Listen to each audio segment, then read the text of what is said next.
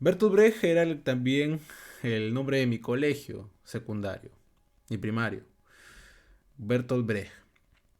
Bien, Bertolt Brecht fue un dramaturgo alemán, harto conocido por precisamente su, su método teatral dialéctico y también por haber sido una de las grandes figuras de la RDA, ¿no? La República Democrática Alemana.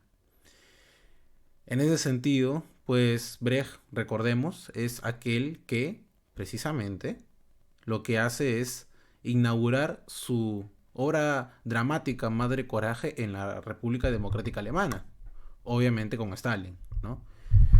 Tenía sus críticas a Stalin, pero una crítica desde la izquierda, ¿no? No críticas como las pudo haber hecho Adorno, por ejemplo, o Horkheimer en tanto, pues, autócrata o algo por el estilo, ¿no? O como alguien que precisamente da la teoría y no deja que precisamente se la cuestione, ¿no? O no deja nuevas investigaciones sobre la teoría porque ya está hecha. No, tampoco, ¿no? Cosas que son falsas, ¿no? Críticas que son falsas. Porque incluso hubo grandes debates al interior del marxismo con Stalin. Recordemos también el debate de precisamente la psicología en ese momento y precisamente también el debate genético en la Unión Soviética. Recordemos que incluso se puso en tela de juicio pues la teoría de Mendel, ¿no? Y básicamente la corriente genetista, ¿no? Y eso, básicamente, se ponía en tela de juicio la ciencia. Es decir, se avanzaba con la ciencia, porque la ciencia no se puede comprender sin la crítica a la propia ciencia. Bertolt Brecht también, pues, eh, Brecht tuvo alguna inspiración, me pregunta acá no sé. Brecht tuvo alguna inspiración en la obra de Gorky de La Madre. No lo sabría decirte la verdad, pero sería curioso investigar sobre ello. Sería muy curioso investigar sobre ello. Qué buena analogía has hecho. Muchas gracias. Voy a investigar sobre ello, pero no lo sé la verdad. Pero sí. Bueno, sería interesante la verdad investigar sobre ello. Bertolt Brecht también era maoísta. Eso es lo curioso. Él, cuando precisamente ya estaba en 1949 y había inaugurado Madre Coraje en la RDA, precisamente en ese mismo año, como saben, fue la Revolución China, ¿no?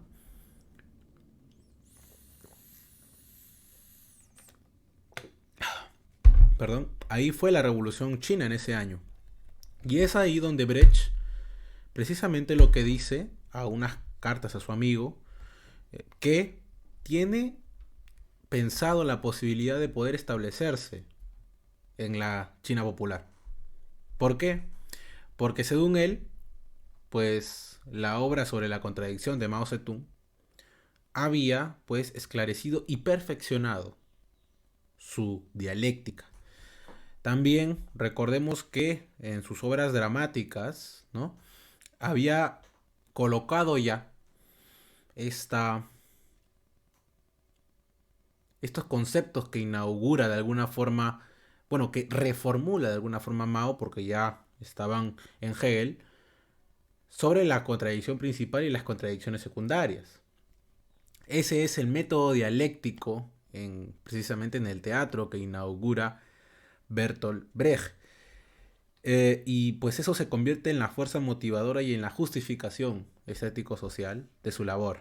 Pues Brecht allí, en 1952, precisamente ya quería, por esas razones, ir a la China popular a asentarse, a vivir allí. Recordemos que Bertolt Brecht vivió por largo tiempo. ¿En dónde? En la Unión Soviética. ¿Por qué? Precisamente por su afinidad hacia la Revolución de Octubre. Y pues ello, incluso existe una estatua en la actual, bueno, en la actual Alemania, en la República Democrática Alemana, pues ahí está Bertolt Brecht, ¿no?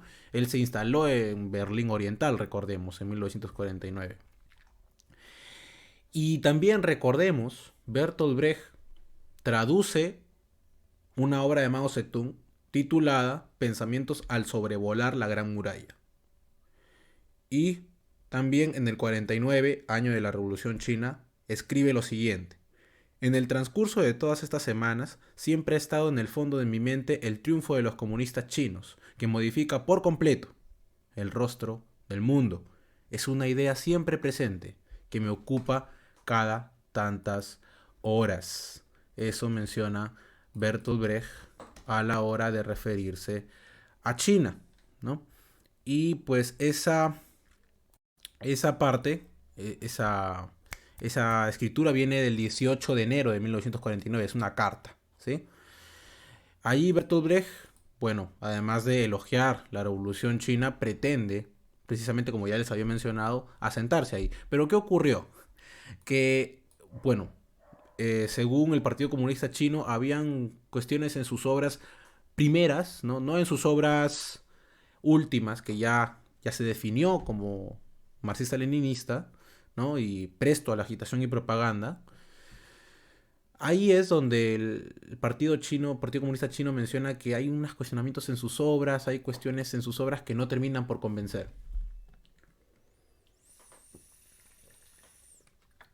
Es ahí donde Brecht, pues, no puede ingresar a la China popular, no porque no se le permita, sino porque aún estaba en proceso de investigación su ingreso a la China popular. Y pues ello es lo que sucedió con Brecht. Vamos a revisar un poco cómo es que Bertolt Brecht pues asumió esta cuestión, ¿no? Vamos a ver si podemos de alguna forma proyectar una imagen de Brecht.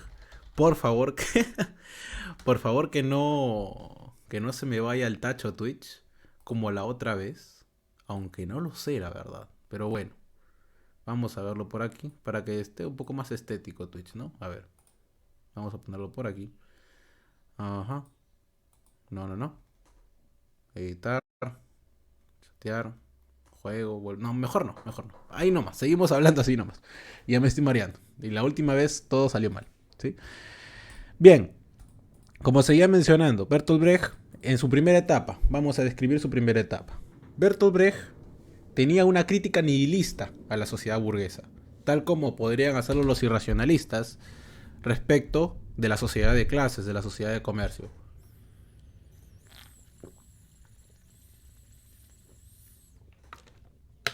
Esta crítica nihilista pues se plasma en sus primeros escritos, sobre todo el escrito titulado pues si no me equivoco era La Marea, ¿no? No, perdón, esa es la revista en la cual Brecht publicaba. Pero bueno, Bertolt Brecht tenía una crítica nihilista básicamente en sus obras. Ya me acordé de la obra, se llama La ópera de 2 centavos de 1928. En esa obra se articula el periodo pre-marxista de Bertolt Brecht con precisamente comparado con su marxismo posterior en la literatura y en la dramaturgia. Es ahí donde Brecht, precisamente ya pasado amainando el temporal, menciona que no es suficiente hacer una burla cínica de la realidad, es preciso cambiarla, ¿no? Por eso también hay una famosa cita de Brecht que siempre se publica, que es la de el arte no simplemente se dedica a diagnosticar la realidad, sino que debe cambiarla, ¿no? Pues bueno, aquí Brecht escribe, no es suficiente hacer una burla cínica de la realidad, sino que es preciso cambiarla, ¿no? Es decir, no queda, no es suficiente, pues, de alguna forma, pues descosificar el mundo existente, ¿no? Hablar de su intemporalidad, sino también es preciso dar la alternativa práctica a ello, ¿no? La ópera de 2 centavos de 1928 articula el periodo premarxista de Bertolt Brecht. Y cuando madura su propuesta estética, pues madura en específicamente su obra, que es un poema, Los telones, ¿no? Destinado principalmente a los actores de escena, los actores de teatro. A ese va dirigido el poema. ¿Qué dice este poema? En los versos finales dice lo siguiente: si el espectador se recuesta en su estaño, en su asiento, debe ver con qué astucia preparan ustedes todo, les dice a los actores. Debe ver la luna de estaño que desaparece y el techo de la casa cuando es colocado. No le revelen demasiado, les dice al actor Bertolt Brecht, pero sí revélenle algo al público. Amigos, dejen que el espectador descubra que ustedes no hacen magia, sino que trabajan. El aspecto, pues, primario de Brecht, obviamente, lo que descubre, lo que hace que el espectador descubra es precisamente la humanidad del actor, que es su trabajo, ¿no? Que eso es lo que lo vuelve actor, lo vuelve humano y es su labor más elevada, el trabajo, ¿no? Pero el trabajo, en tanto, pues que es necesario para precisamente desfetichizar, por así decirlo, la obra estética, ¿no? Porque recordemos que el trabajo igualmente dentro de la sociedad de clases es alienada y por ende no debe ser tan realzada, sino que lo que quiere hacer Brecht aquí, pues es descosificar la mirada contemplativa, pequeño burguesa del espectador, ¿no? Es así que precisamente la mirada teatral de Brecht hace que cambien precisamente la mirada de los espectadores. Ya precisamente pasando a pues el Brecht de la URSS, pues podemos decir lo siguiente: cuando se asienta el nazismo en Alemania es algo que va a marcar la vida de Brecht y es su propuesta estética y literaria por siempre. Es precisamente un deslindamiento de campos totalmente definido, ¿no? Viene el nazismo y ya se define completamente Bertolt Brecht por el marxismo.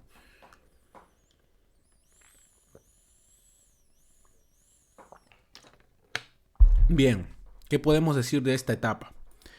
La vida en el nazismo, podríamos decir, ya es irremediable para los comunistas, ¿no? Los comunistas, recordemos, en el nazismo son el obstáculo principal, ¿no? Recordemos que en las conferencias de Hitler decía muerte al marxismo, ¿no? Bertolt Brecht escribe entonces, pues, una serie de artículos, entre ellos las 5 dificultades para quien escribe la verdad en su exilio en Francia.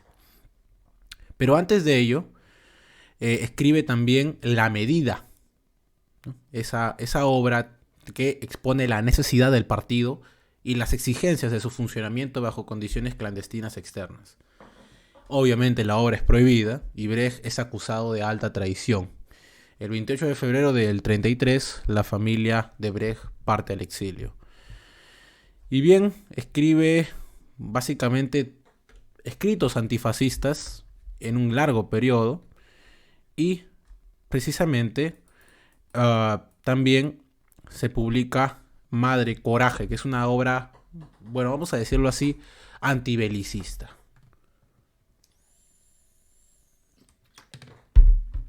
Bertolt Brecht era antibélico, pero no un antibélico, pues, burgués, que podríamos decir el antibélico que no quiere guerra para nada. No. Sino comprende la necesidad de la violencia para alcanzar el poder por el proletariado, sino que está en contra de la guerra en tanto que satisface intereses imperialistas, ¿no? Y eso lo va a volver a repetir en sus cuentos, que parecen cuentos pues totalmente neutrales, etcétera, pero esconden grandes ideas y grandes mensajes, pues que solo pueden nacer de un análisis del materialismo dialéctico. Bien, como les menciono, es ahí después de ese periodo donde ya precisamente tiene ese interés en Mao Zedong y con su obra sobre la contradicción incorpora a su dramaturgia la distinción entre contradicción principal y contradicciones secundarias. Bien, y muere tempranamente en el 14 de agosto del 56 a los 58 años de edad, joven, la verdad. Y bueno, para conmemorar su natalicio, que fue este mes, pues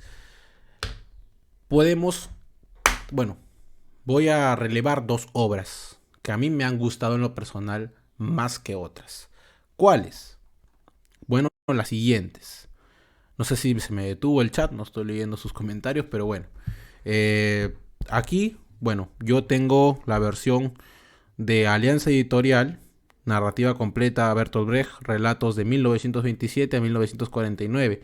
Recomiendo especialmente la versión 2, ¿no? Porque pues básicamente es la versión ya madura de Brecht, donde su narrativa no pues se asienta en una crítica nihilista de la sociedad burguesa, sino que pues se asienta en ya el materialismo dialéctico y el materialismo, pues, vamos a decirlo así, en la visión literaria, ¿no? La visión materialista de la literatura. Vamos a decirlo en bonitas palabras, ¿no? Que puede que no signifique mucho más de lo que ya significa el materialismo dialéctico. Bien, vamos a ver el escrito, específicamente un escrito sobre Sócrates.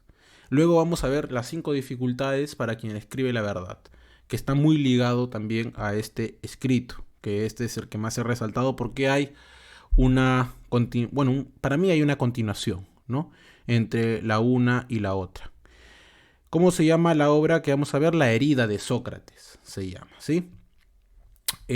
Bueno, vamos a empezar, ¿sí? Sócrates, todo el mundo conoce a Sócrates aquí, me supongo, ¿no? Sócrates, el filósofo griego de la antigua Grecia, ¿no?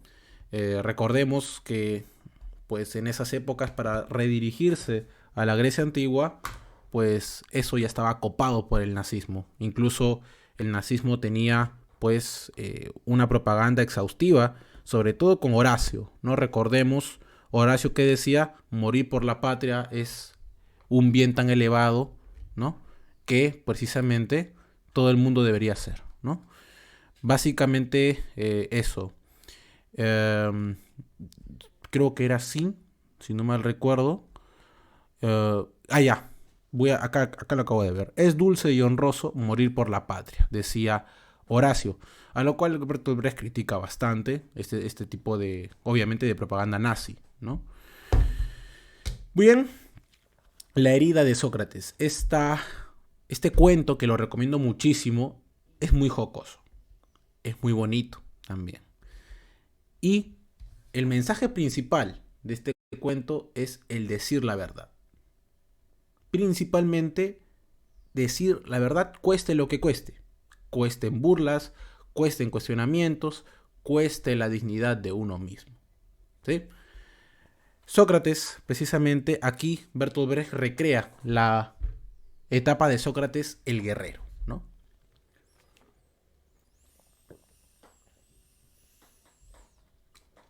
Bien, Sócrates el guerrero.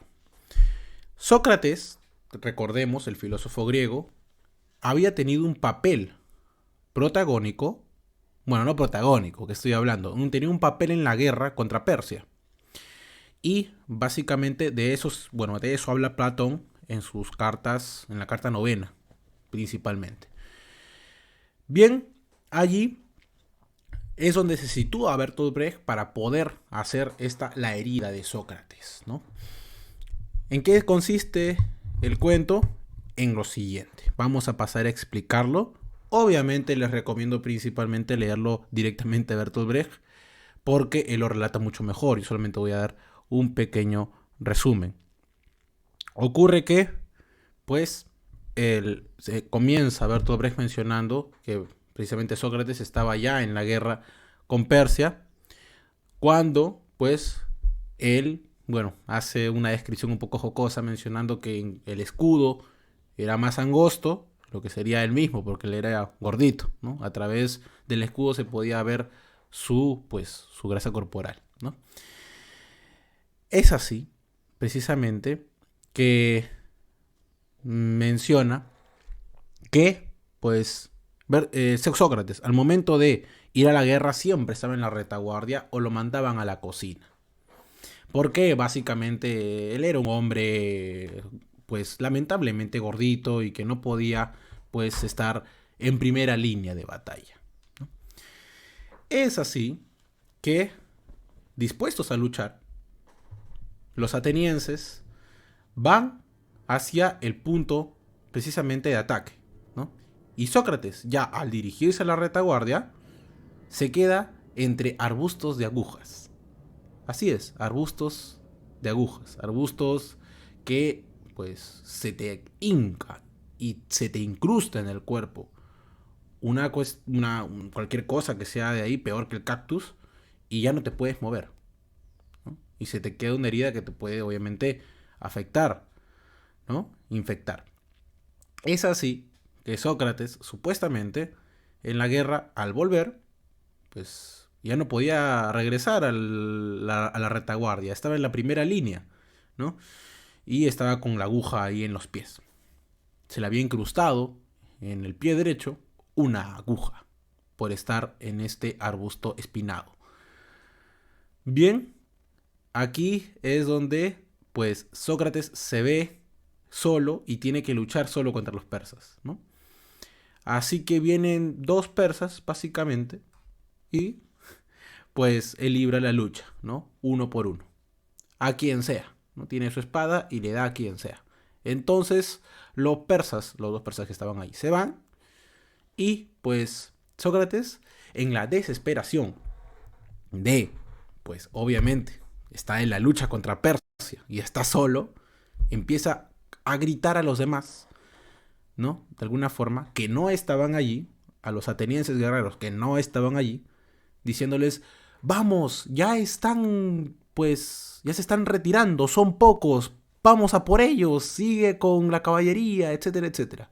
Con una voz, pues, lisonjera, pues, de exclamo total y unos nervios de punta, por los cuales Sócrates, pues, hace increíblemente que los persas sean pues atemorizados con estos gritos de Sócrates. Pese a que no sabían griego, pues los persas pensaban, de alguna forma, que los atenienses estaban completamente listos para la batalla y que tenían las fuerzas suficientes para poder derrotarlos. Es así que los persas se van del campo de batalla gracias a Sócrates. Y claro, los atenienses no estaban allí. Sócrates no estaba hablando con nadie. Solamente que no podía salir de ahí por esa espina en el pie derecho que tenía. Y pues básicamente tuvo que salir de la situación como le veía posible, ¿no? Es así que básicamente pues Sócrates ve a lo lejos que viene ya la caballería, ¿no? Y le da la bienvenida, ¿no? Le da la bienvenida a la caballería y les dijo que ya no están los persas. Y la caballería ve y se cerciora que realmente ganaron la guerra. Gracias a Sócrates. Es ahí donde precisamente pues todos se alzan en brazos, a Sócrates lo celebran y pues se regresan todos de la guerra y pues es ahí donde, por el júbilo del momento, no se dan cuenta de que Sócrates es el artífice de la victoria. Pero, claro, llega a su casa y su esposa lo refriega diciéndole, sí, seguramente pues has estado en la retaguardia, en la cocina, ¿no? Porque tú eres un gordito que no puedes hacer ni deshacer, ¿no? Explícitamente en la obra Brecht, en Boca de Yantipa, pone tú ni siquiera puedes pararte tú mismo y vas a enfrentar a los persas. No, hazme el favor, ¿no? Es así, pues que Sócrates le dice simplemente, no, yo batallé, ¿no? Entonces se recuesta en su hamaca. Al día siguiente, pues su esposa está preocupada, ¿no? Porque todo el mundo está hablando de Sócrates. En ese mismo día, en la noche, Yantipa, ¿no? Su esposa de Sócrates, va precisamente a congregarse en la ceremonia de celebración y le mencionan, tu esposo ha sido un guerrero, ha demostrado que además de la filosofía también es un guerrero, que podemos cultivar ambas actividades y es un genio, básicamente. Es un gran guerrero y un genio. Ella extrañada de todo esto va donde su amado y obviamente le menciona, pues, ¿hay algo que me quieras decir? Él titubea, lo piensa y él menciona por ahora nada, ¿no? Pero Sócrates estaba pensando ya a sus adentros, si le miento, principalmente, pues tendré que mentir de nuevo con los demás que vengan a mi casa porque van a estarme, pues, ¿qué? Me van a estar, ¿no? Visitando otros compañeros, otros amigos míos. Así que no voy a decir la mentira, simplemente voy a evitar responder a esas cuestiones. Menos voy a mentir delante de mi esposa, decía Sócrates. Con todos menos con mi esposa. Así que evadía las preguntas de su esposa y pues luego llegaron pues magistrados a ver a Sócrates, por lo cual se congregaron todas las personas a las afueras de la casa de Sócrates y los magistrados le mencionaron: usted tiene una cita con precisamente el areópago para que pueda tener precisamente su mérito, ¿no? Sus celebraciones y felicitaciones por la hazaña hecha en la guerra. Pero claro, Sócrates, sabiendo lo que él había hecho y que no había hecho casi nada, ¿no? Mencionó: no voy a ir, tengo cosas de filosofía que hacer, ¿no? No me estén molestando. Y fue grosero, precisamente mencionaba él, para que se vayan más rápidamente, ¿no? Es ahí donde, pues, viene su otro amigo llamado Antístenes, ¿no? Y Antístenes sí le dice: ¿por qué no has ido? ¿No? Básicamente, ¿quieres contarme algo? ¿Qué te pasa? ¿Por qué no te paras? ¿No?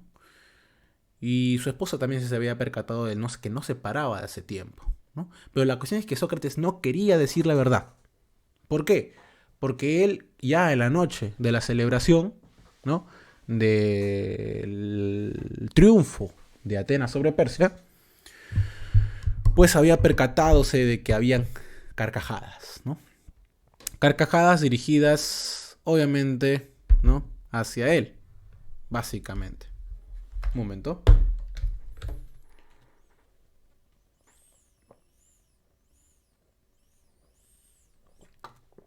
Carcajadas dirigidas hacia él.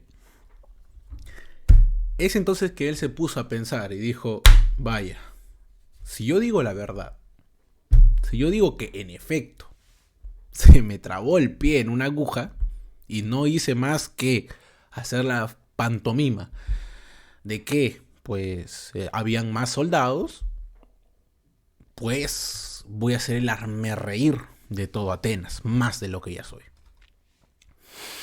Es entonces que pues él se decide a decirle a Antístenes lo que pasó, pero no lo logra hacer. Y simplemente se recuesta sobre su hamaca y menciona a Bertolt Brecht que entre la pared se columpia con su hamaca. Y es muy... el cuento te hace sentir que estás con Sócrates y que estás viendo cómo Sócrates se está recostando, ¿no? El texto, por así decirlo, es muy cromático, es muy plástico en ese sentido. Es como que lo puedes tocar al mismo Sócrates con las descripciones que hace Bertolt Brecht. Es así que, bueno, básicamente, pues viene este hombre, Antístenes, y le pregunta: ¿hay algo que puedo hacer por ti? Se recuesta en su hamaca a Sócrates y no le quiere decir. Entonces viene el mismísimo, pues, Alcibíades, que es la autoridad de Atenas, y pues le menciona: mira, Sócrates, que hemos hecho pues básicamente una celebración por tu hazaña que has hecho, por todo lo que has pues servido a la patria, y queremos darte una guirnalda, ¿no? Y nos has dejado ahí, ¿no? Nos has dejado parados. ¿Qué podemos hacer contigo? ¿Me quieres decir algo? Y es ahí pues donde se pone a pensar Sócrates y dice: voy a decir la verdad. Pero antes creo que mejor digo, antes de decir la verdad, mejor les digo que pues después de la guerra, ¿no?, tuve un tropezón y se me incrustó una aguja. Pero no, luego Sócrates reflexiona y dice: no, mejor le digo la verdad, no me importa pues de alguna forma quedar mal parado, no voy a mentir delante de mi esposa. Es así que Sócrates pues dice y es una escena muy cómica, en la cual Sócrates menciona, ¿no? Ya, es cierto. Oh, muchas gracias. Gracias a la suscripción. A Greencito. Y a Maesi también. Me están siguiendo. Muchas gracias por esas suscripciones. Nada. Buenas a todos los camaradas, ¿qué tal estáis? Bueno, gracias a Genose también. Uf, el sonidito. Gracias a Genose y Lupus por seguirme también. Ojalá sigamos pues en esa transmisión y pues, ojalá podamos tender más puentes de diálogo en este canal, Verso Crítico, no solamente en Twitch, sino también en YouTube, ¿no? Gruincito, Maesi17, muchas gracias por esas suscripciones. Y seguimos. Es ahí donde Sócrates ya le va a decir al hombre a Alcibiades, en efecto, lo que pasó fue esto, ¿no? Que estaba en la guerra y pues se me clavó una aguja en el pie derecho y hice la finta de que habían más soldados atenienses y por eso se fueron. Es ahí donde Bertolt Brecht describe las reacciones muy jocosas, donde supuestamente Alcibiades, bueno, que es Alcibiades, autoridad de Atenas, se recuesta en su silla, dice, y con los ojos entrecerrados, pues echa una pequeña carcajada, Antístenes tose, y pues le dice algo interesante a Alcibiades, a Sócrates. Le dice, mira, que ya con que me hayas dicho eso, es curioso. ¿Por qué no me dijiste que después de la guerra tuviste una herida? Podías haber dicho eso simplemente. Y igual todos te íbamos a creer. Él dijo, no. ¿Por qué no lo dije? Porque tengo una aguja en el pie. Eso primero. Y luego, porque no voy a mentir delante de mi esposa.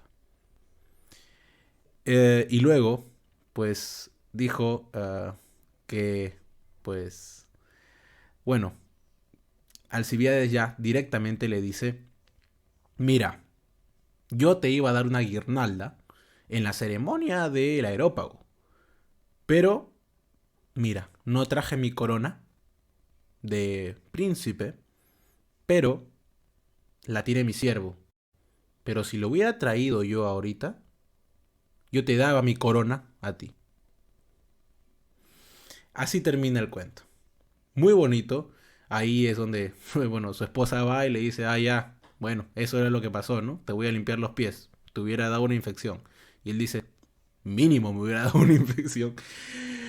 Bien, parecerá jocoso y todo por el estilo, pero... Hola, ¿qué tal, Dani? ¿Cómo estás? MLG Creación. ¿Estamos bien? Sí, estamos todos bien.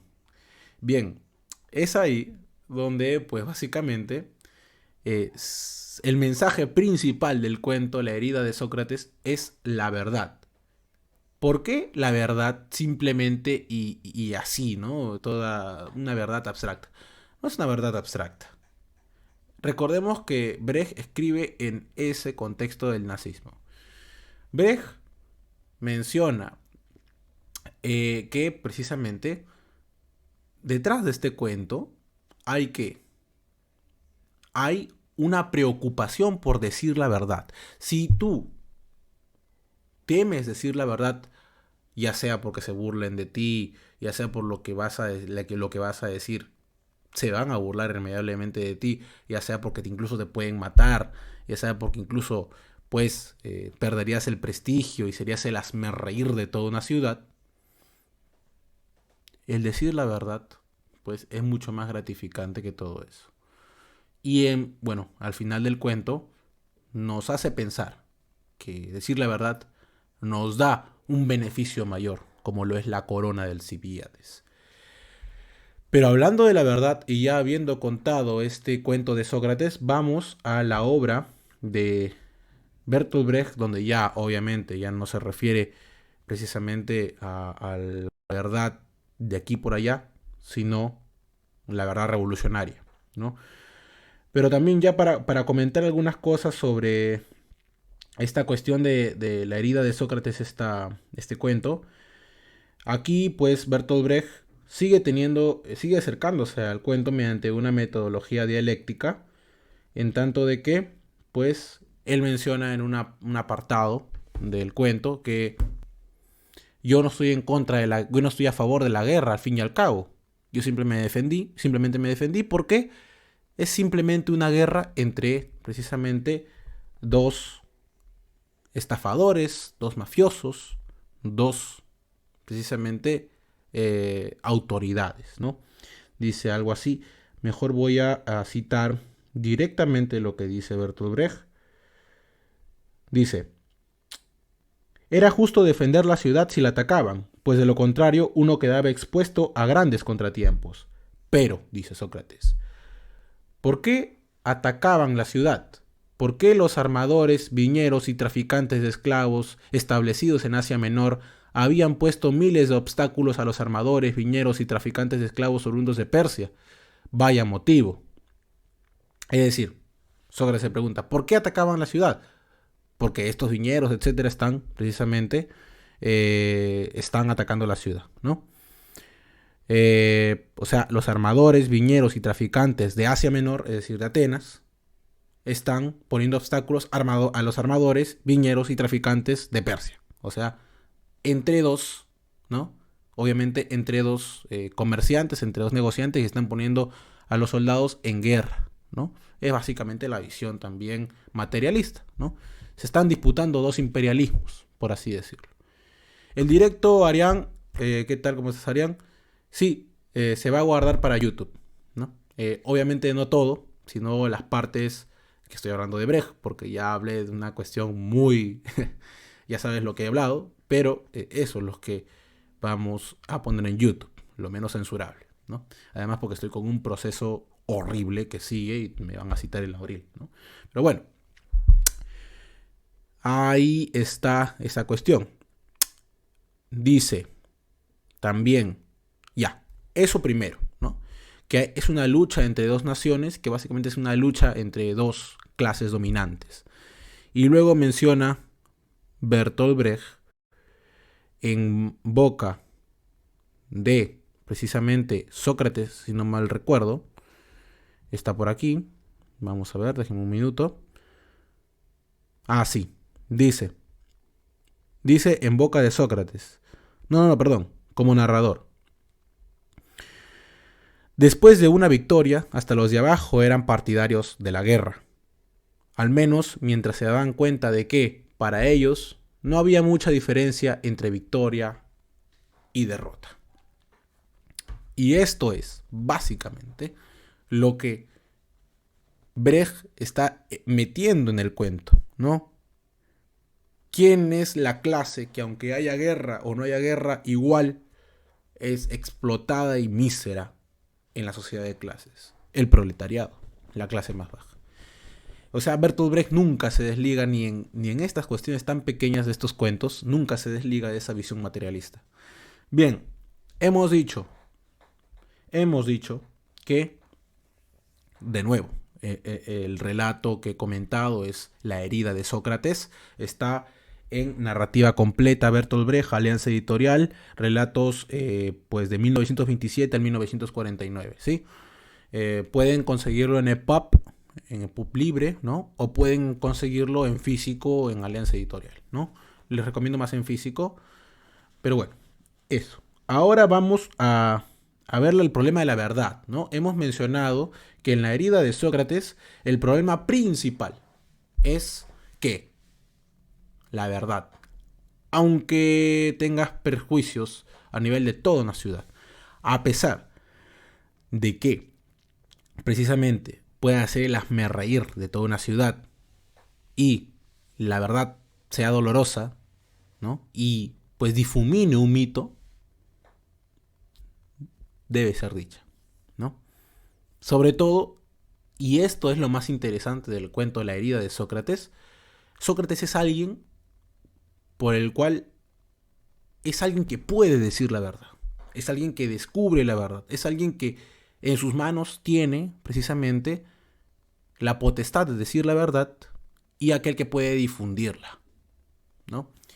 Y eso lo vamos a ver en 5 dificultades para quien escribe la verdad, un artículo marxista-leninista al mango, que se los recomiendo a todos, precisamente a todos los marxistas-leninistas, maoístas. ¿Por qué? Porque es un escrito fundamental de Bertolt Brecht que fue censurado en Alemania, obviamente por la carga teórica y precisamente la crítica a la Alemania nazi en su momento, ¿no?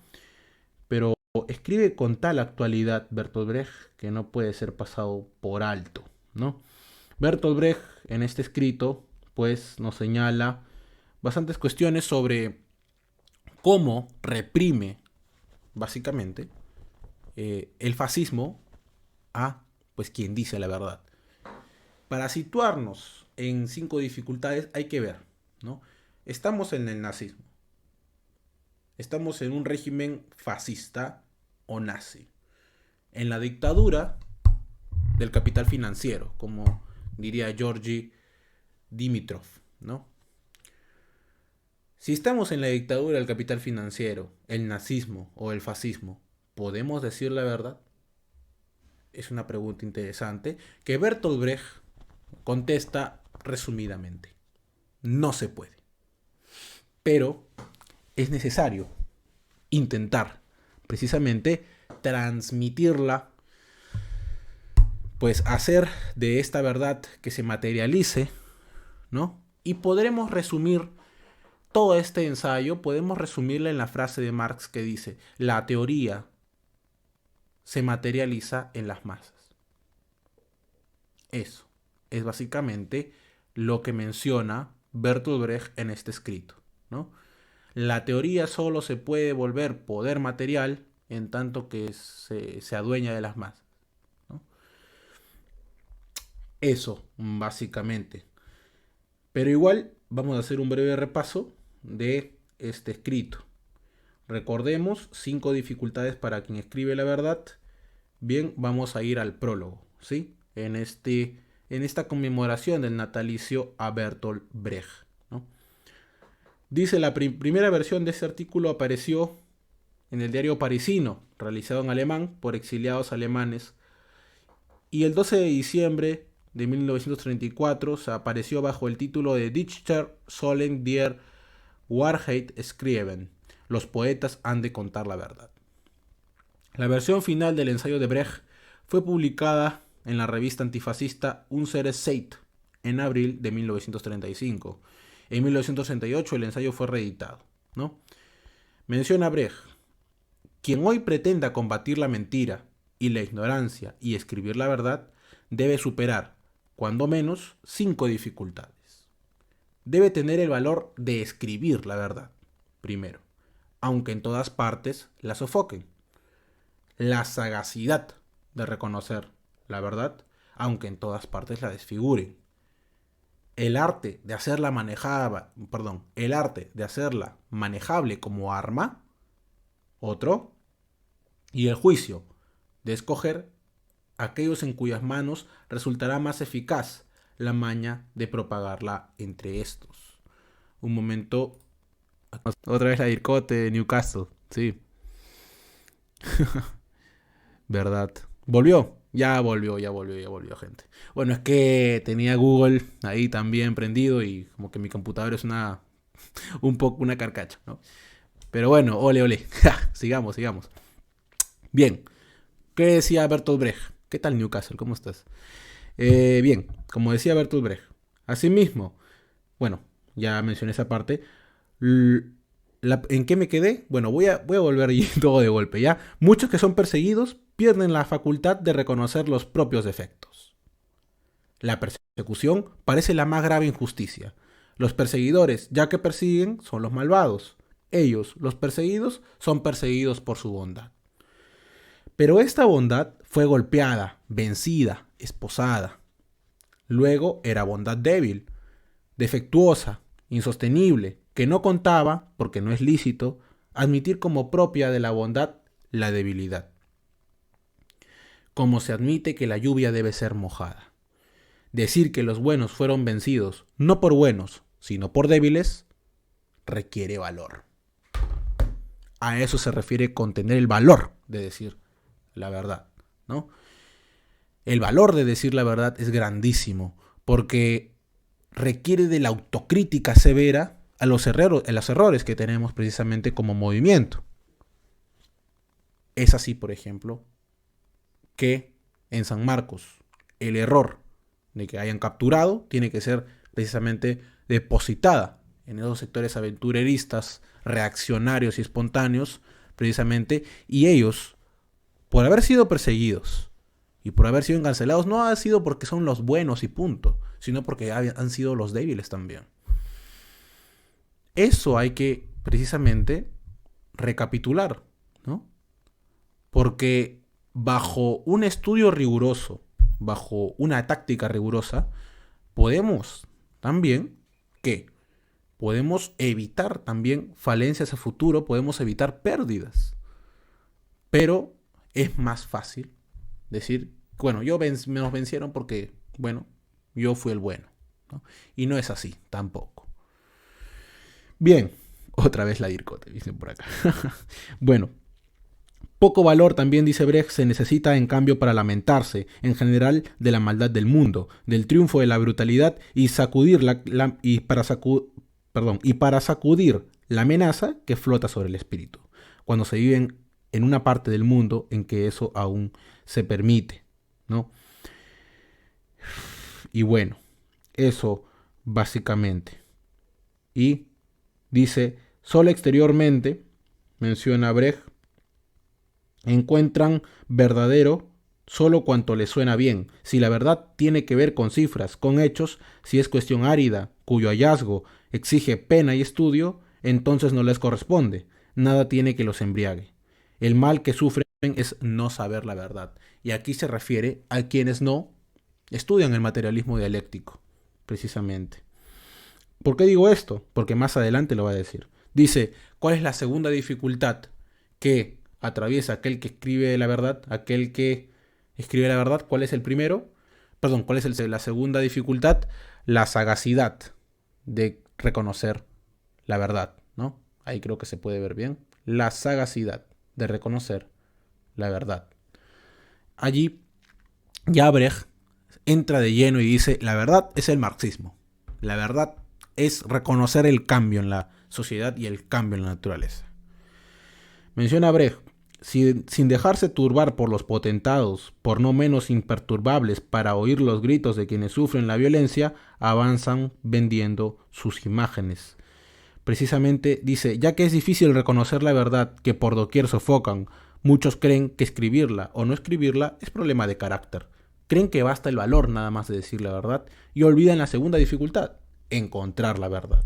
En ningún caso, dice Brecht, se podrá decir que encontrarla sea fácil. Bien, y acá menciona Brecht, además de la intención, se requieren nociones accesibles y métodos que se puedan aprender. Aquellos que en nuestra época escriben informes complicados sobre grandes cambios, ¿no? Deben conocer el materialismo dialéctico, dice, la economía y la historia.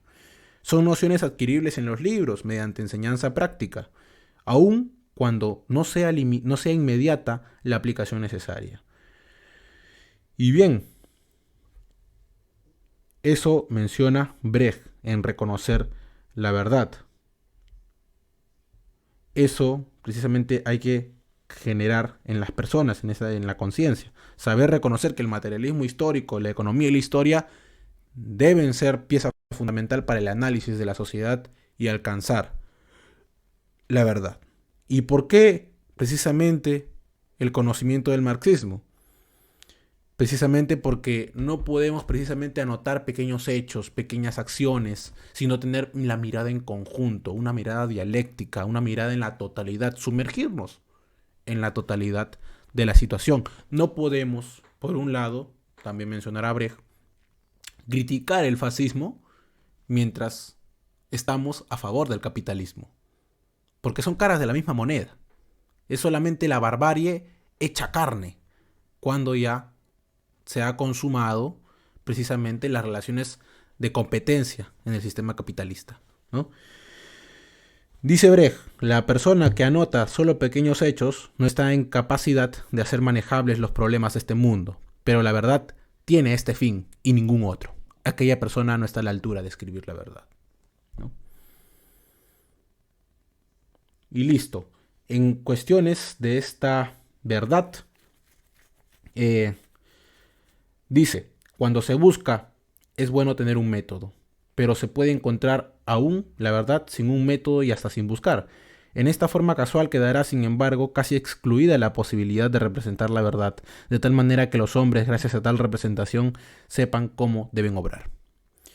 Bien, dice luego Brecht, el arte, esta es la tercera dificultad para quien escribe la verdad, el arte de hacer la verdad manejable como arma. Sí, no se puede criticar el fascismo si apoyas el capitalismo, y esto es lo que va a decir Brecht, ¿no? Y bueno, lo voy a citar mejor porque en mi frase yo no hago buenas frases. Bertolt Brecht es Bertolt Brecht y vamos a citarlo a Bertolt Brecht, ¿no? Acá Bertolt Brecht menciona: la verdad debe ser dicha para sacar de ella determinadas conclusiones sobre el propio comportamiento. Como ejemplo de verdad que no permite sacar conclusiones o solo conclusiones equivocadas, sirve la opinión, ¿no? Largamente difundida, según la cual las condiciones deplorables que reinan en ciertos países proviene de la barbarie. Es decir, Alemania es así. Alemania tiene al hitlerianismo, ¿no? Tiene al nazismo e Italia el fascismo y Hungría también el fascismo. ¿Por qué? Porque son países bárbaros, ¿no? Y ahí Brecht menciona, tales opiniones miran el fascismo como ola de barbarie, que sumerge a ciertos países como catástrofe natural de su propia sociedad. Ah, como los alemanes son así, pues por eso tienen bien merecido el nazismo, ¿no?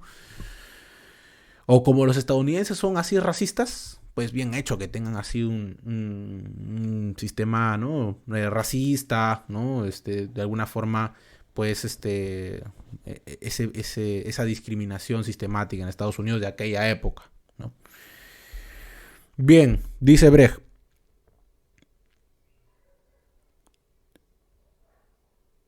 Bien, dice Brecht que una afirmación fascista es la siguiente: el movimiento socialista y el capitalismo continuarán existiendo sin el fascismo. Dice que la verdad del fascismo es esta: que es el fascismo la nueva tercera fuerza al lado del capitalismo y el socialismo y por encima de ellos. ¿Y por qué hago especial énfasis en ello? Porque se ha creado una nueva tendencia, sobre todo desde estudiantes de filosofía, yo fui parte incluso de ese tipo de corrientes, que mencionaba que habría que superar el capitalismo y el socialismo. ¿Por qué hay que superarlos? Pues porque están desfasados, ¿no? Y hay que renovar la autoridad. Hay que, pues, establecer un nuevo, ¿no? Una nueva forma racional de sociedad por la cual los fuertes manden y los débiles perezcan, ¿no? Eso es un esquema mental nazi. Es un esquema mental completamente nazi que precisamente hace renacer las figuras esclavistas antiguas a precisamente la etapa contemporánea. Ese era el esquema mental nazi. Eso también lo menciona Lukács. Lukács también menciona que ese esquema de querer superar el capitalismo y el socialismo, eso es un esquema mental nazi.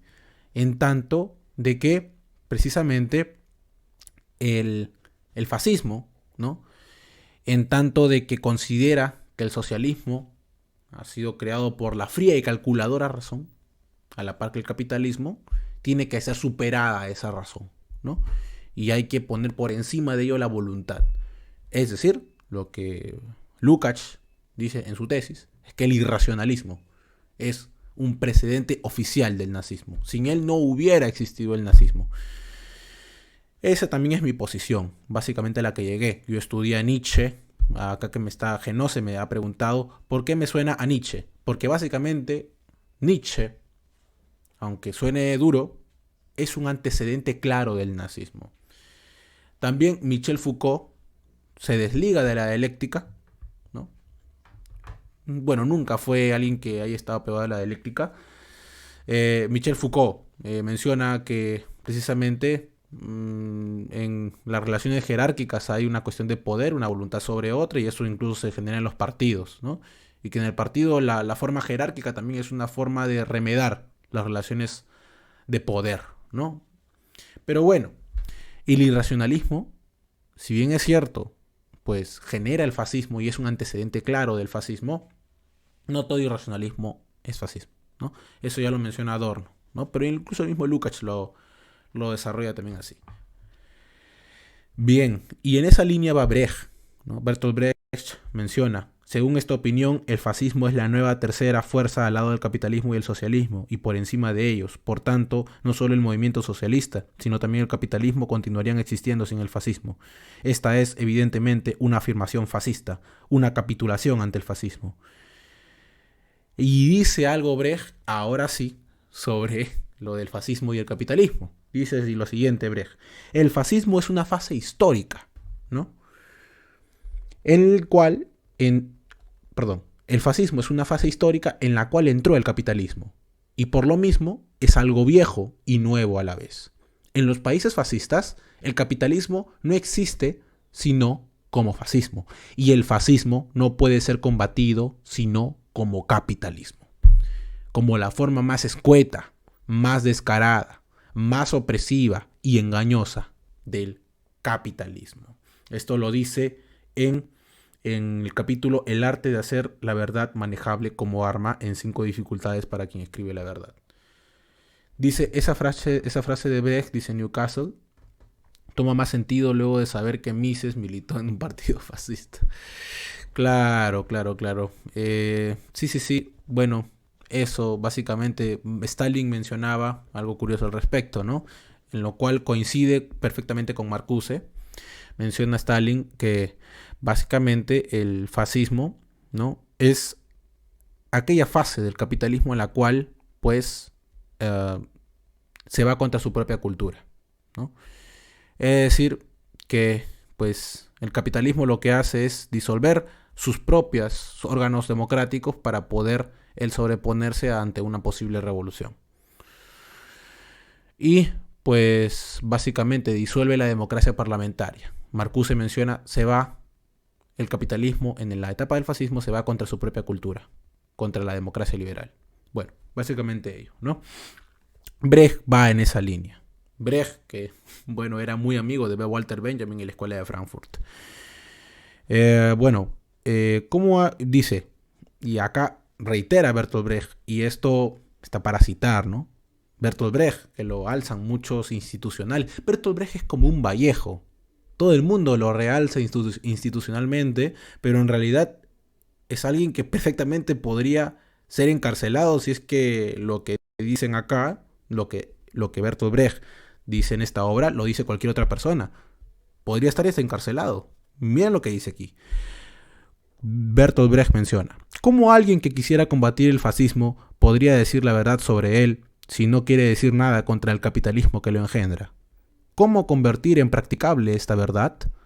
Aquellos que están contra el fascismo sin estar contra el capitalismo, menciona Brecht, que se lamentan de la barbarie que origina la barbarie, se parecen a los que quieren comer su tajada de ternera, pero no quieren que se mate a la ternera. Dice, quieren comerse a la ternera, pero no quieren ver la sangre. Quieren ver las relaciones de sociedad capitalista sin ver explícitamente la barbarie en las calles, sino en la empresa, en casa, en manifestaciones pequeñas, en otras cosas que no hagan mucho ruido, ¿no? Eso es lo que menciona Brecht. Quieren comerse la ternera, pero no quieren ver sangre. Interesante cómo Brecht pues describe de alguna forma el fascismo en ese sentido, ¿no? O los que piensan que el fascismo es diferente al capitalismo y hay que combatirlo, ¿no? Y ahí directamente se está yendo contra los aliados, ¿no? Porque, no recordemos, los que están a favor en este momento de Estados Unidos, Reino Unido, Francia, Inglaterra. Recordemos que incluso Inglaterra pues hace pacto junto con Francia con la Alemania nazi para poder desmantelar la Unión Soviética con Stalin.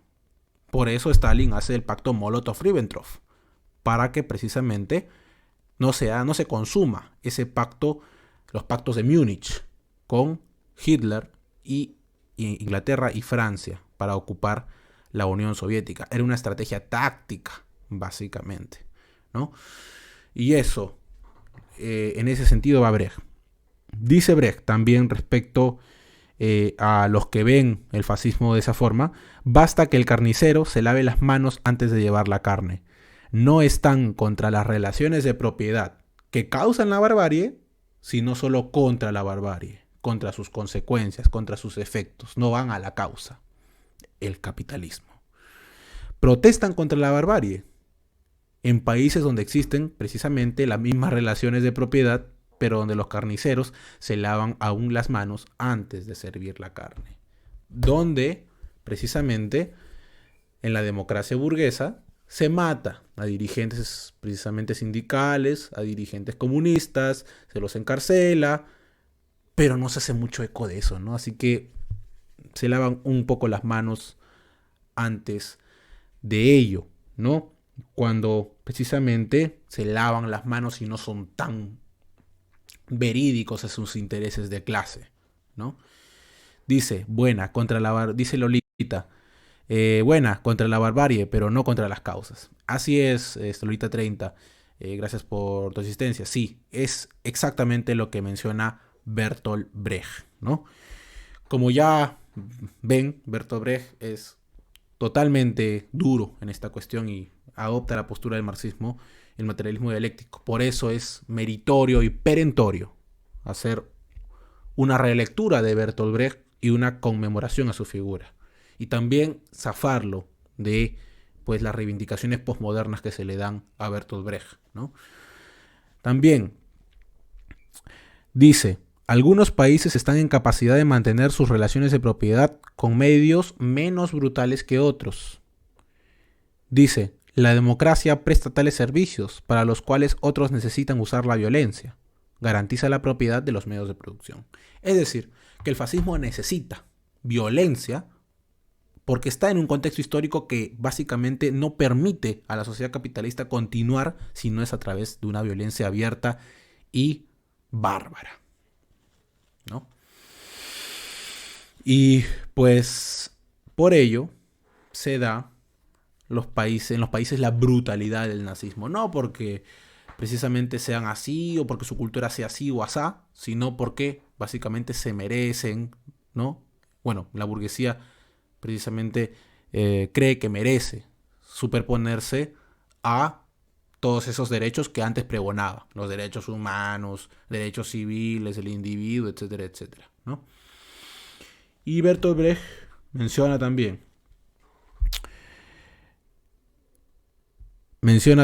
Bertolt Brecht sobre ello. El monopolio de las fábricas, las minas, la tierra, crea en todas partes condiciones bárbaras. Solo que allí son menos visibles. La barbarie se hace evidente tan pronto se precisa la violencia abierta para proteger el monopolio. Cuando el monopolio se ve apeligrado, es ahí donde se manifiesta la violencia abierta, es ahí donde se vuelve más evidente. Pero ya existía de un momento dado. Decía Mao Zedong, ¿cuándo ha existido paz para el pueblo? Los que ahora mencionan la paz, no la paz, queremos paz en el Perú. ¿Cuándo ha habido paz para el pueblo? Con Sagasti, 2 muertos y un montón de heridos y encarcelados. Con Merino, también muertos y encarcelados, perseguidos. Con Castillo, muertos, cancelados, perseguidos. Recordemos la Southern Perú, recordemos a las Bambas, recordemos, ¿no? Varias cuestiones de Pedro Castillo. Es decir, Pedro Castillo fue totalmente antipopular, siempre hubo dictadura del capital en el Perú, solo que cambió la cara. Es decir, que pues en el Perú nunca hubo paz para el pueblo, ni en ningún país del mundo que tenga como base la propiedad privada de los medios de producción. En ese sentido, pues esta sería la cuarta dificultad para quien escribe la verdad, ¿no? ¿O era la tercera? A ver, un momentito. Un momento que me pierdo un poco. Juicio. No, esa era la tercera. Ahora vamos a qué? Vamos a la cuarta. La cuarta es el juicio de escoger a las personas en cuyas manos la verdad se hace efectiva, ¿no? Y bueno, aquí básicamente Brecht resumiendo, dice, hay que dar la verdad ¿a quién? A la clase que está llamada a tomar el poder, a la clase proletaria, a la clase obrera y a la campesina. Dice, la verdad, dice Bertolt Brecht, algo que dijeron por aquí. Vamos a ver lo que mencionó este compañero. Todo se ve normal, sí, sí, sí. La verdad es revolucionaria, decía José. Vamos a ponerlo aquí. A ver, ¿cómo se puede configurar esto? Dejar de fijar, no sé qué, no sé qué. Ya está. Creo que ya está fijado. Bien. A ver. Creo que sí. No lo sé. Bueno. Está fijado. Vale. Dice, la verdad es revolucionaria. Decía un tal Vladimir Ilich, ¿no? La dialéctica es siempre revolucionaria. Dice acá Jean Manuel. Ya. Acá Bertolt Brecht dice lo siguiente. Y cito, ¿no? Vamos a ponerlo por acá. Voy a ir escribiéndolo y ustedes lo leen, ¿sí?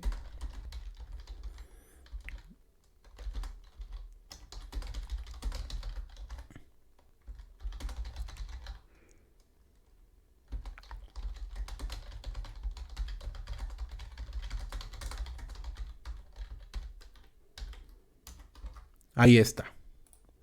¿Qué dice Bertolt Brecht en las últimas líneas de este capítulo?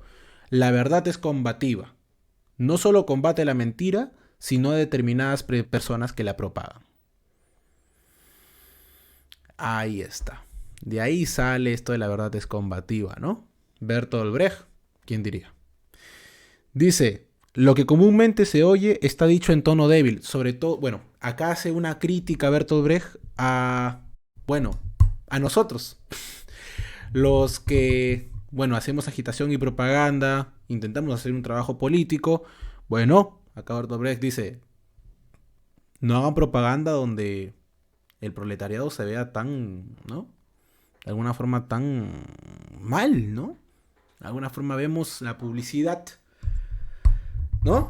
De algunos postmodernos, vemos sus arte, sus pinturas y vemos al campesino todo pues jorobado, cabizbajo, taciturno, melancólico, lacónico, y no lo vemos con fuerza como la publicidad de la Unión Soviética, ¿no?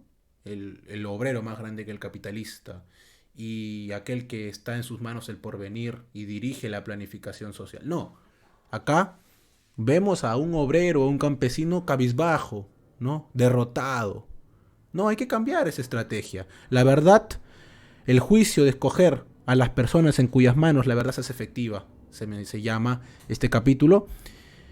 Estas personas no deben hacer eso, dice Brecht. La verdad sobre ciertas condiciones deplorables debemos decirla a los que bajo tales circunstancias sufren más que todos los otros esa explotación. Y de ellos la debemos aprender, ¿no? De la clase obrera. Los campesinos bárbaros, por ejemplo, dice Brecht, también estaban en contra de cualquier tipo de subversión, pero cuando la guerra duró demasiado y sus hijos al volver a casa no encontraron trabajo en las granjas, comenzaron a ser subversivos.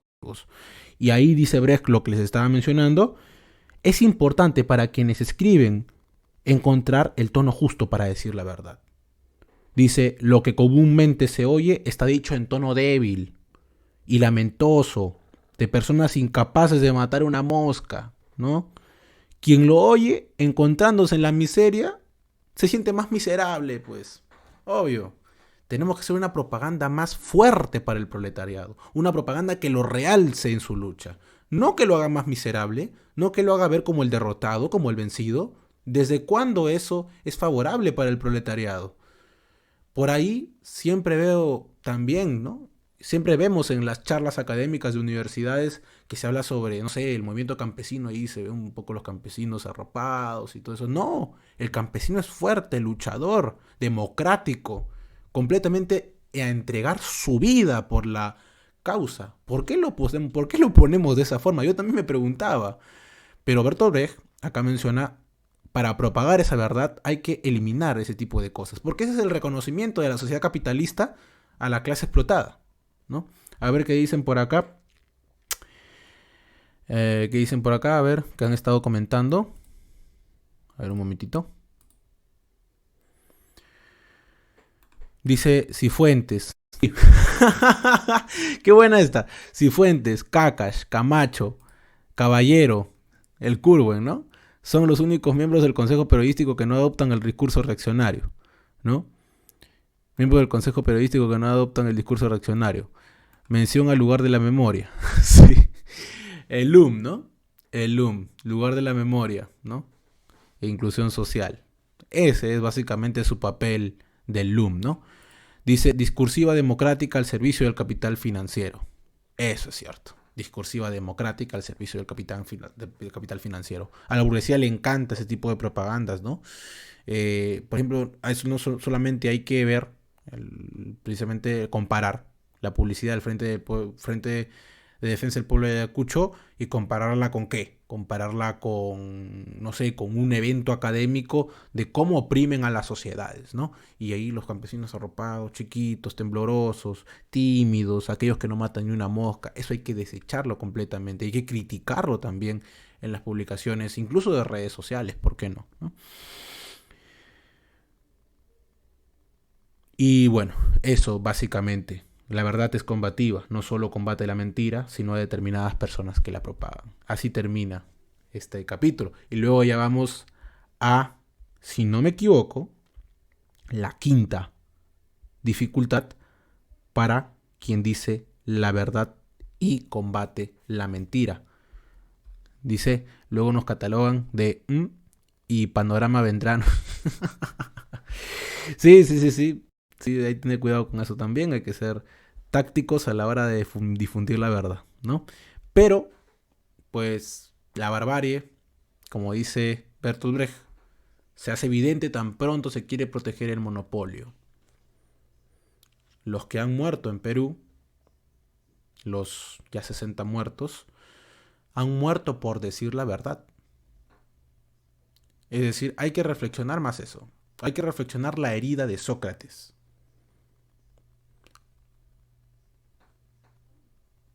Los manifestantes no iban a ser, pues, objeto de burla y carcajadas como Sócrates, sino objeto de tiros, objeto de proyectiles de fuego, objeto de, pues, bombas lacrimógenas al cuerpo. De eso iban a ser objeto los manifestantes.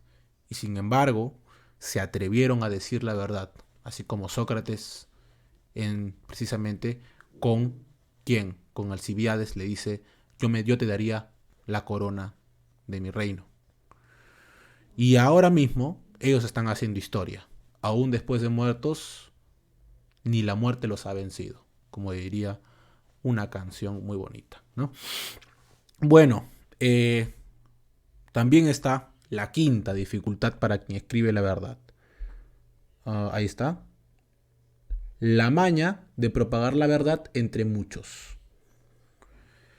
La maña de propagar la verdad entre muchos. Esta es básicamente, pues, como dice su mismo título, la cuestión de poder decir la verdad a muchas personas, ¿no?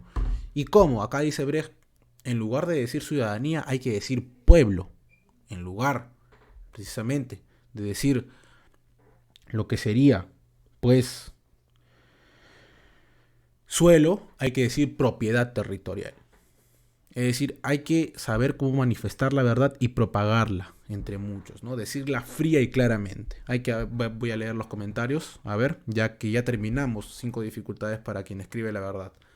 Solo las conclusiones, que eso ya los dejo a ustedes, porque las conclusiones también son importantes, es básicamente un resumen de todo.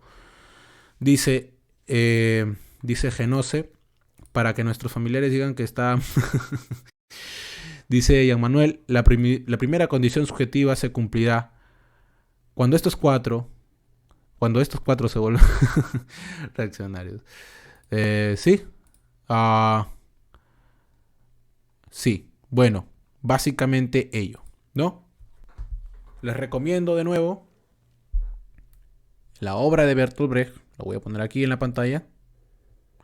5 dificultades para quien escribe la verdad, de Bertolt Brecht. Y, de nuevo, también les recomiendo, dice MLG Creation 5 me falta mucho por aprender. A todos nos falta mucho por aprender. A mí también me falta mucho por aprender. También recordemos, les recomiendo también este de aquí. Ya para cerrar. No el Twitch, aún falta lo de la manifiesto comunista. Tengo que salir en unas 2 horas. Pero igual, ¿no? Yo prefiero estar acá. Ahí está. Narrativa completa. Ay, perdón. Ahí está, creo que se ve bien. Ojalá se vea bien porque la webcam aquí es... es curiosa la webcam. Narrativa completa, Bertolt Brecht, Alianza Editorial. Número 2, por favor. La número 1, aún no. Aún no la número 1, ¿sí? Aún no, paciencia. Primero la número 2. Para estar bien formados, ¿sí? Bien. El manifiesto comunista. El 21 de febrero se cumplió el aniversario del manifiesto comunista. Ya a años de su publicación. Escrito de Friedrich Engels y Marx, ¿no? El manifiesto comunista. Aniversario del manifiesto comunista, que no ha salido una fiesta por eso. Pero, pues, debería haber, ¿no? En Alemania seguramente disfrutan eso, ¿no? Sería algo bonito, ¿no? Por los 175 años del manifiesto comunista. El manifiesto comunista, ¿no? Nace una forma de propaganda hacia las masas. Es una tarea de la Liga de los Comunistas hacer el manifiesto comunista. No es que Marx y Engels se pusieron ahí a escribir porque qué bonito, vamos a hacer un manifiesto. No, para nada. Ellos fueron encargados de hacer un manifiesto, ¿no? Y en ese manifiesto debía, ¿no? Resumirse los objetivos del movimiento en su conjunto, ¿no? A eso se lo encargaron a Marx y Engels, ¿no? Básicamente ellos, 175 aniversario de ese escrito. ¿Quién pensaría que después de, bueno, siglos, ese escrito iba a causar tanta polémica y iba a ser, ¿no?, uno de los escritos más leídos después de la Biblia? O sea, hay que ver el alcance de eso. Hay que ver precisamente el alcance que ha tenido el manifiesto comunista hasta la actualidad. Y no es que hayan pasado tantos años, siglo XIX, ¿no? Pero hombre, ¿no? Ni siquiera, ¿no?, ha pasado 2 siglos, ¿no? Porque recordemos, 175 aniversario y todo lo que ha causado. Todo lo que ha causado el manifiesto comunista. Toda la propaganda que se ha podido realizar en un balance positivo por precisamente esta cuestión. Bien, el manifiesto comunista, además de precisamente pasar por burgueses y proletarios, describir el socialismo burgués, ¿no? A los socialistas, pues, alemanes, en su momento, que recordemos, ¿no? Para por ejemplo, los socialistas franceses era la realización de la industria, la realización del hombre, ¿no? Y era básicamente la redistribución por lo que abogaban, ¿no? También recordemos que, pues, es allí donde, es en el manifiesto comunista, donde se clasifican los tipos de, precisamente, de revisionistas del socialismo, por así decirlo, ¿no? Revisionistas. Pero ya desde ese primer momento deslinda Marx campos de estos hombres que hablan de la unión fraterna de la clase obrera para hacerle frente, ¿no?, al Estado, ¿no? La unión con los burgueses incluso. Pero esto es, pues, que una artimaña total, ¿no? Pero estos 175 años hay que hacer reflexionar precisamente a las masas sobre la importancia que tuvo el manifiesto comunista. El manifiesto comunista, entre otras cosas, una de las cuestiones más interesantes de él fue que principalmente se va en contra de cómo el tópico ¿no? Básicamente el tópico de siempre era decir, no, que los comunistas quieren socializar a la mujer, por ejemplo, ¿no? Y Marx ahí responde, ¿no? Oye, no queremos socializar a la mujer, ¿no? Ustedes ya la están socializando a través de la prostitución, ¿no? De alguna forma. También están, pues, dejándola en una esclavitud en la familia, ¿no? Y ustedes son los que nos van a decir a nosotros que queremos socializar a la mujer. Bueno, eso. Dice Genose, acerca del manifiesto comunista. Recuerdo que Franz Mehring menciona que acerca de la teoría de la pauperación, Marx usó una falacia como medio de agitación política hacia las masas.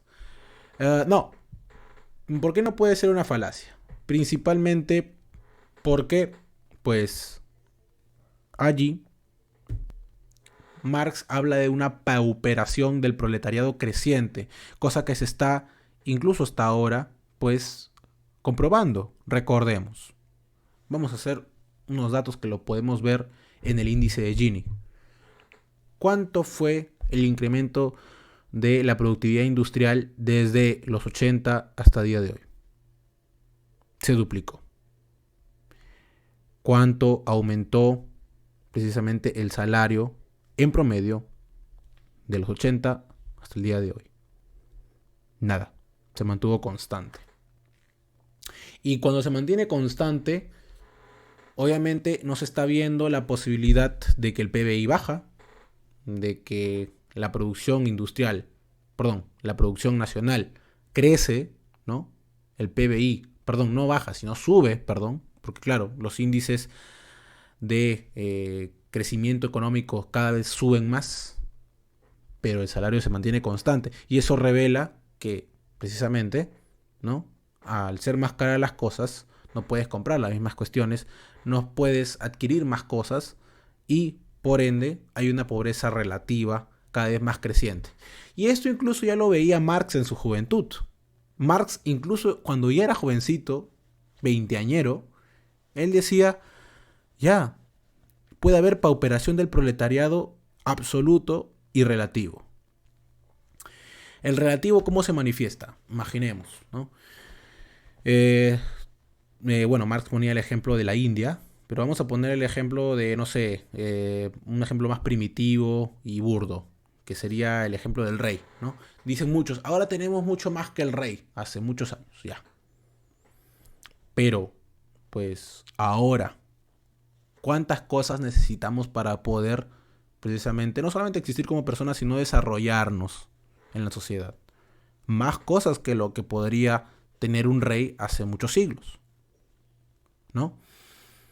Y es así que, precisamente, si bien es cierto, ganamos más que antes, podemos comprar más que antes, no, precisamente, tenemos lo mínimo necesario para poder desarrollarnos como antes. Eso es la pobreza relativa. No es lo mismo que yo gane, por así decirlo, 500 pesos a que gane $500.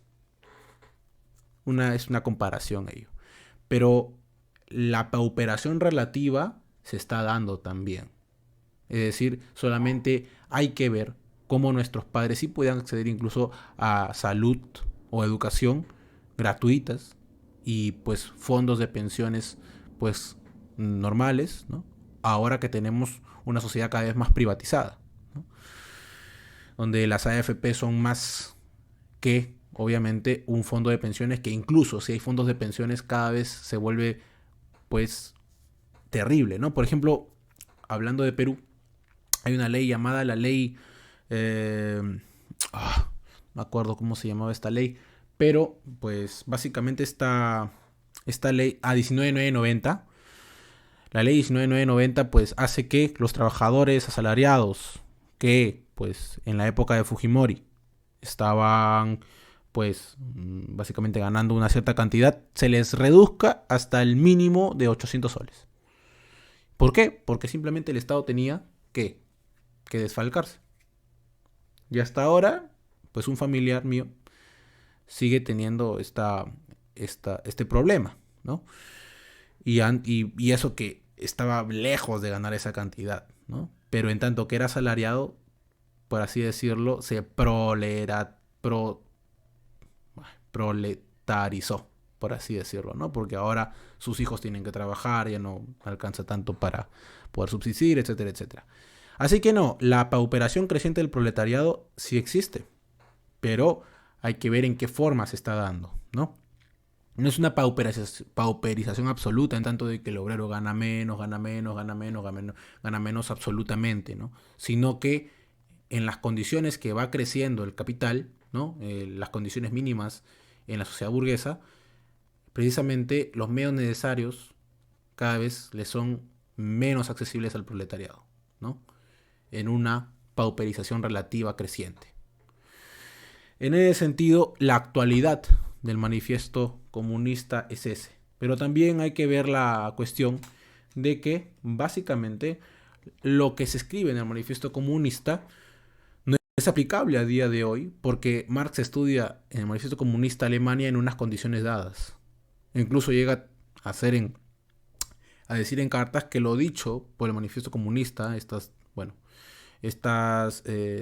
reglas, de alguna forma como le llamaron, para poder conducir al socialismo, ya no eran viables, ¿no? Es decir, el manifiesto comunista es un escrito histórico de difusión y agitación, ¿no? Que pues nos da una gran lección de pues cómo un escrito propagandístico, periodístico, puede llegar a tener el alcance de un gran movimiento. Eso sería respecto al directo de hoy. Muchas gracias a los, 8 o 6 personas que estaban aquí visualizando el presente directo. Y bueno, nada, muchas gracias por acompañarme hasta acá. Ojalá les haya gustado la conmemoración a Bertolt Brecht. Y pues algunas anécdotas que conté al inicio. Y nada, me agradezco su presencia este día. Y nada, ojalá tengan un muy buen día, un muy buen fin de semana. Y por favor sigamos leyendo el qué hacer, ¿no? Sigamos en esas cuestiones que ya pues viene el capítulo 1. Mañana ya se publica el capítulo 1. Mañana ya lo tenemos listo. Así que listo, compañeros, muchas gracias por haberse quedado hasta aquí y un saludo a la distancia y hasta luego.